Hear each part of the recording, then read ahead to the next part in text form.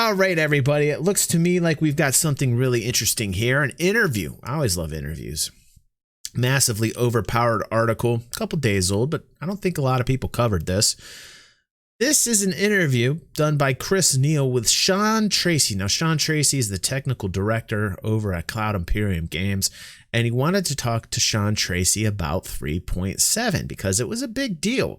3.7 dropping like they did and they promoted it as they did was a very big deal. The follow through a bit empty. Cloud Imperium kind of dropping the ball minutes after promoting 3.7. Many people having difficult time to log into the game. Perhaps they should work on some of those server issues so that they won't have a snafu like this again in the future. I think it's very important those details are worked out before people, log into a game that's being promoted as such. They brought out a cool commercial. They brought out a 3.7 kind of promotion, and then people in droves went to log in, perhaps more than Cloud Imperium expected to log in. And that's why there were the issues that they had. So about a good 6 to 12 hours of people having issues, but finally people were able to log in and experience it. For the most part, having a good time with it. I myself am still, in 3.7 in the PU. I've spent about a good 7 to 10 hours in it. I want a little bit more time before I give my verdict on 3.7. But in the meantime, while we're waiting, I really wanted to get in this article to see what was said. The author says, today marks another big installment for the alpha of Star Citizen. This was a few days ago. The 3.7 update should now be live for everyone as you read this. Some people bringing a long variety of updates and features that we've been covering for the past few weeks include FPS mining, caves to explore, the Manus interdictor, other features like ship rental, mission sharing, and a slightly more involved crime stat and reputation system. There's even a new ship, goes the article, says the Alpha's updates official page also has additional details on what's on tap for 3.7, including new flyable ships like the Banu Defender, big deal, Sentinel and Harbinger variants of the Aegis Vanguard, which I've heard mixed reviews of, 2 new weapons and various quality of life improvements like new enemy AI on the ground and in space flight. They are slightly improved. They're not where they need to be, but there is a markedly different AI system in effect in 3.7, I have noticed. Additional character customization features, new weapon attachments, which still need, the sites still need work, and various improvements to Arena Commander. I had the opportunity to interview Sean TRACY, says this author, about how 3.7 changed the game for the players and devs and what players have been doing during P2 testing. This is one thing I really wanted to explore. Sean TRACY, somebody that is pretty high up on the Star Citizen Cloud Imperium ladder. So I was really kind of interested to see what Sean had said. The massively OP author then goes on to ask the questions. If the focus of 3.7 had to be described in a single word or sentence, what would it be? What was the driving focus for development of this update's features? Sean says, into the depths of Alpha 3.7 surrounds the addition of caves and on-foot mining, with several supporting features that combine to create a new game loop for Star Citizen players. A high level, this looks like find cave, gather resources, place in inventory, and travel to safety so you can sell them. However, the new RSI Mantis player and addiction ship throws a bit of a question to players. Should you team up to guard against a waiting interdiction fleet and ensure your hard-earned cargo stays safe, or do you truck it alone and keep the profits all yourself, or are you the pirate in the Mantis? So it does add a couple really cool player content features to the game, which is immersive. Now, is it annoying right now that you're getting interdicted all the time? I think so a little bit. There's only one system right now. In terms of people getting upset that you're being interdicted all the time, and I understand the frustration, trust me, I really do. This is something that's really being tested on, and Cloud Imperium needs a lot of help in regards to this mechanic. In all forms and facets, they need to understand exactly how interdiction is working with other players as far as the game mechanics, but also how people are liking it. Now, in terms of the game mechanics, I think that's positive. In terms of how people are liking it, I don't know if necessarily introducing it in only one system was the smartest thing to do, because what's happening is everybody is in the same system and getting interdicted 24/7. And as far as people's mindset as to what they think of interdiction is they think, oh shit, I'm being interdicted everywhere, I don't like it.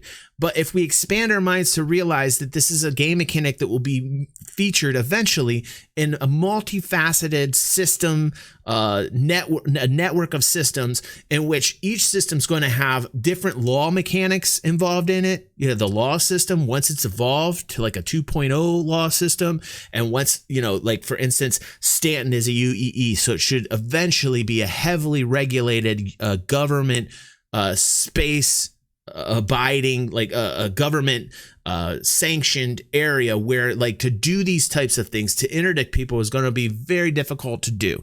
Now, right now, that's not really the game mechanic that we're seeing. We're seeing just a hit to our security status. Eventually, I think what you're going to see is that they'll really hammer down on the UEE systems in terms of interdiction, so that the interdiction won't happen nearly as much as it is happening now. And I think what you'll end up finding is that interdiction will play a much bigger role in systems that like are outlaw systems. So that's something I wanted to put out there, just so people understand that like what we're experiencing now in Stanton is not always the case. It's not always the way that it's going to be. In fact, I think there'll be a little to no interdiction in UEE space unless it is NPC related or PvE related. I think that's eventually where the law system is going to go to. And I think that Tony's going to be making sure that it does, because he doesn't want a whole bunch of frustrated citizens who are getting interdicted everywhere. There may be a plan, says Bucha, but sometimes it doesn't look like there's a plan.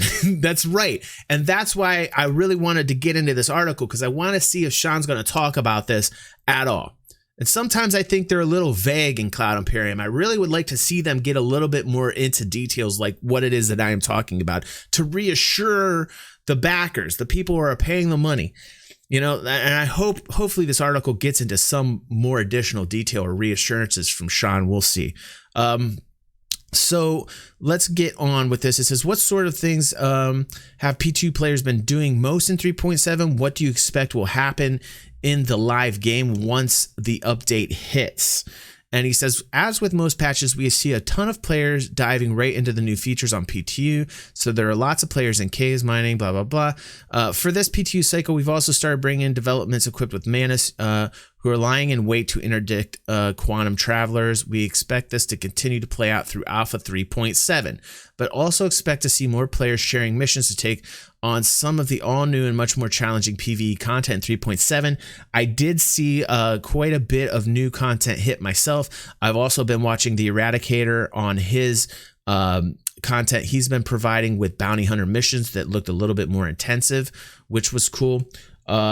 Also, we have a response here. It says 3.7 is adding FPS mining, which was described as a way to get some rare materials. Are these materials truly meant to help individual players earn some significant money on their own terms? These are kind of softball questions. These are kind of softball questions. This is a lot of times I read articles like these. I really wish they'd ask much heavier hitting questions. So Sean says, absolutely. This is a whole new addition to the SC economy. And we're excited to have players start gathering and selling these resources. And while it is a new in addition to the economy, we still are talking about in this community about wallet-to-wallet transactions. You can go to my YouTube channel. We had a really cool discussion about wallet-to-wallet transactions and how we think that would bring a better depth and immersion to an economy that really right now isn't even what I would call a 1.0 economy. We're talking about an A to B economy right now. And while it's cool, and I'm glad that it's there, I'm glad that you're able to like pick up items on one place and take it to another and sell those things. That's what I call an A to B economy. It is not what I call a 1.0 economy. I would like to see a little bit more price action in terms of player driven mechanics. I know we're not going to see a lot of that. I know we're going to be basing this off of an algorithm, but I would like to see the economy kind of develop and get a little bit deeper. I think this is what we're getting towards. As this develops, I will continue to look into these types of economic stories because I think the economy is really important in this game. So he goes on to say those types of things. One thing to note, how well you mine the mineral ore deposit you're mining, and a small element of RNG to all of our ore deposits. So some might be richer than others. So we know the 3 different elements that are in the game currently. We've gone over that here on the channel. The author then says much of the FPS mining features like personal inventory were already done by many other games. Why do you think creating a similar system took this much time to introduce into Star Citizen? That's a good question. Now that's a decent question. We need the inventory to work with our persistent backend services that are still being built. So this is a big step towards the implementation of that system. We also didn't want to have any invisible bag of holding that could be filled with anything or to be a 2D MMO UI, but instead wanted all our inventories to be 3D and physical so they feel real. That is a full system that took time to build out, and we're happy to release the first step towards realizing that goal. So, they didn't want the never-ending magical bag that you just continue to stuff inventory in. Some people saying right now that they're happy with the way that the rucksack gets filled up with the ore. I noticed that you could put quite a substantial amount in there, but it does eventually get filled. We've been trying to work the math on that out for a while. How have players taken to the new ship rental system? Has this alleviated the perception that Star Citizen only benefits those who open their wallets to buy purpose-built ships? Good question. Something we've been talking about on the channel. We're wondering currently on the channel how introducing a rental system within the game is going to affect their performance of revenue sales in real life. Like, will the rental system actually increase revenue for Cloud Imperium, or will it decrease? And this is something over time that we'll be able to see and that I will be tracking. Sean says, we can't speak for perception, but we strongly believe that adding in ship rentals will massively affect ship availability for all Star Citizen players, which it has. I'm glad they've done that. It's kind of a show of good faith to see that they have actually put this in the game. Because it really, I think the more available ships are in-game to buy with in-game creds, I think it shows, puts a much better face on Cloud Imperiums as a game company, so that they aren't all about the money, as well as create more options for players that might want to change up their play style as they tackle some of our newer and more challenging missions. Okay, how frequently will ship rental costs change, if at all? Is there going to be a supply and demand metric? That would be interesting. We're always evaluating balance issues like this in Star Citizen, and certainly expect that we'll adjust ship rental costs over time as we get closer to the sweet spot that provides proper rewards for proper gameplay. I could go on hours about that comment. I could really go on hours about that comment, but I'm going to leave it at that.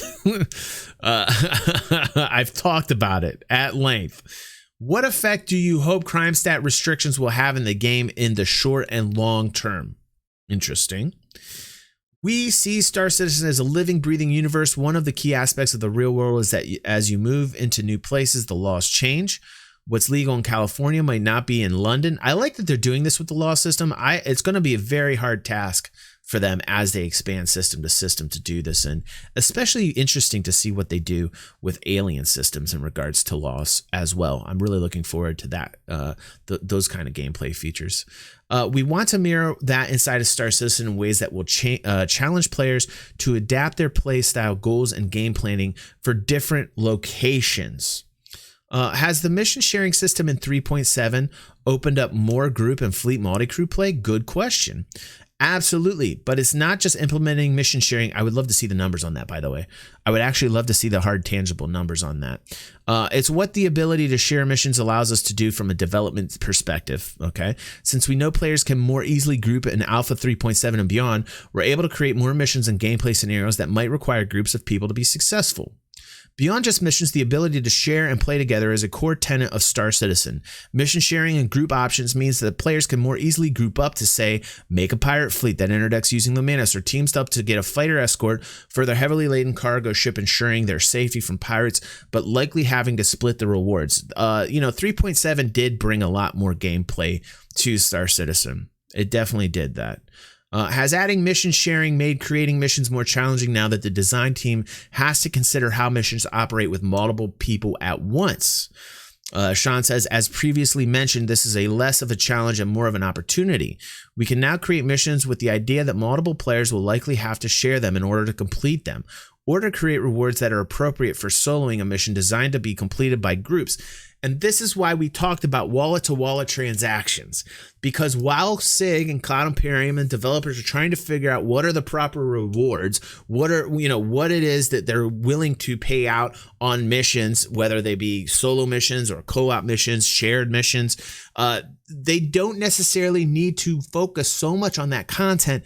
If wallet-to-wallet transactions were in the game, you would have player-driven events where players would need other players, and these players would create an economy of their own and say, I am willing to pay X amount for this service. I am a miner. I understand I may be interdicted. I've got a cargo full. I've got a prospector here. I need it protected. I'm willing to pay X to a security service out there that is willing to help me out, and I will give you a share of the profits. And there's a lot of instances like that where content can be inserted into the game by the players themselves that SIG can kind of ease back on if they put these types of game mechanics in the game, and that would give them more time to appropriate to making the game. Wallet-to-wallet transactions, the coding for wallet-to-wallet transactions would not be a difficult thing to insert into the game.